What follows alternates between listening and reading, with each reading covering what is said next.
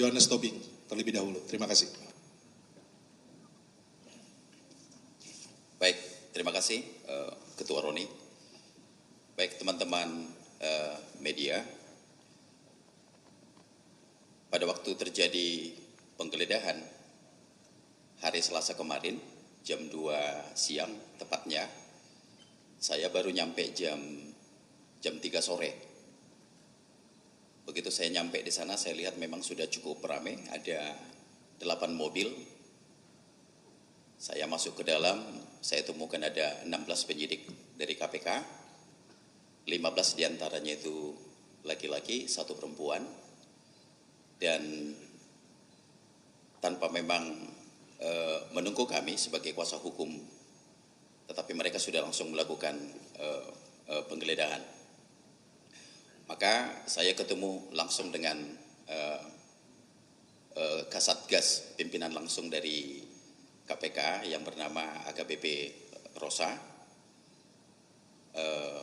Jujur memang cukup terjadi perdebatan yang luar biasa, karena harapan kami sesungguhnya kami harus menyaksikan ketika dilakukan penggeledahan dan penyitaan itu. Jadi harus berdebat dulu mengenai legal standing dan sebagainya, tapi pada akhirnya karena kami tetap bersikukuh untuk harus tetap menyaksikan, maka akhirnya mereka juga memperbolehkan. Nah, dari pemeriksaan yang ada hampir lebih dari 4 jam itu, ternyata mereka tidak menemukan apa-apa. Mereka membongkar seluruh ruangan, kamar, tempat tidur, bahkan daerah-daerah private, ya, bahkan kamar yang harusnya terkunci, yang private pun mereka harus buka paksa, sekalipun mereka akan kembalikan, kan gitu ya. Nah, kamar anak juga begitu. Nah, ya mereka juga terakhir juga nggak menemukan apa-apa. Nah, mungkin saya nggak tahu apakah mungkin dalam kondisi memang, apakah memang sudah cukup kondisi stres atau mungkin sudah depresi juga para penyidik ini. Maka ditemukan itu ada salah satu flash disk. Ditemukan flash disk dan 1 buku dari catatan Mas Kusnadi. Buku flash disk ini ditemukan di kamar anaknya Pak Hasto di lantai 2. Kalau yang buku catatan ini, buku catatan hari-hariannya Mas Kusnadi itu ditemukan di kamarnya di lantai bawah. Nah, flash disk ini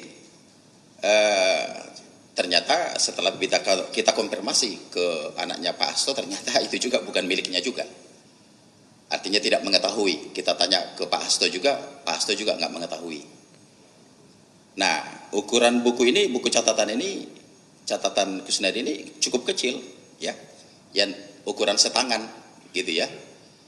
Nah, begitu kita periksa juga, buku itu ternyata buku itu hanya pada waktu dibuatkan berita acara pemeriksaan saya lihat langsung, karena tadinya mereka keberatan kan, nggak boleh, harus kita lihat isi flash disknya dan sebagainya. Nah, ternyata di buku catatan itu hanya dulu Mas Kusnadi itu pernah bikin bisnis bersama sama adiknya yang bernama Udin. Jadi namanya Kus Udin nama PT-nya tuh.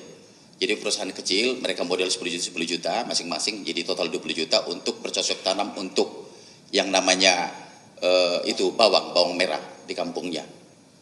Nah, jadi saya juga nggak ngerti juga setelah saya ikutin perkembangan yang lebih dalam, ya. Mereka datang 16 orang, sebegitunya mereka untuk bekerja dengan masifnya, belum dengan penjagaan yang ketat, pakai seragam dari anggota kepolisian, pakai laras panjang. Ya, ini saya kira memang sangat over lah, berlebihan. Nah, yang bikin saya jadi keki untuk teman-teman media, yang bikin lucu nih, ya. Jadi dari penyidik KPK ini rupanya sudah menyiapkan berapa banyak cover gitu. Saya lihat sendiri dengan mata kepala waktu dimasukkan ke mobil Innova itu ada 4 koper tuh.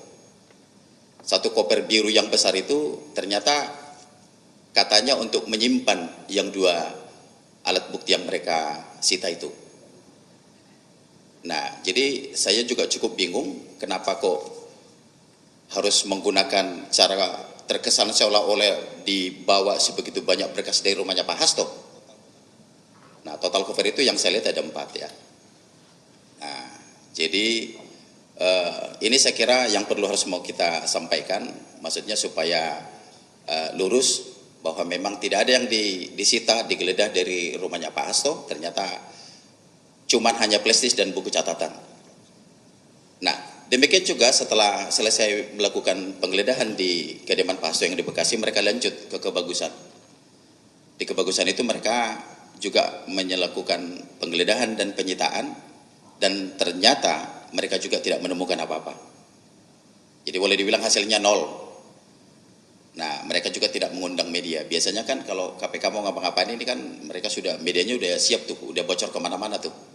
Jadi di sana juga mereka tidak menemukan apa-apa. Maka saya patut diduga ini bahwa memang apakah memang ini hanya untuk menjalankan perintah saja, seolah-olah memang sudah dikerjakan penggeledahan ini, yang seharusnya dengan profesional ini harusnya berimbang kan gitu ya.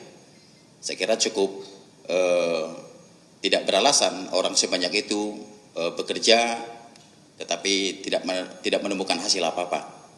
Dan jujur memang saya cukup bicara banyak dengan mereka, tidak ada suatu hal yang serius saya lihatin. Mereka juga bekerja santai, ya kalau memang waktunya lagi sholat-sholat, yang ngobrolnya juga biasa. Jadi artinya tidak ada yang harusnya tendensius atau apa yang betul-betul signifikan harus dikerjakan.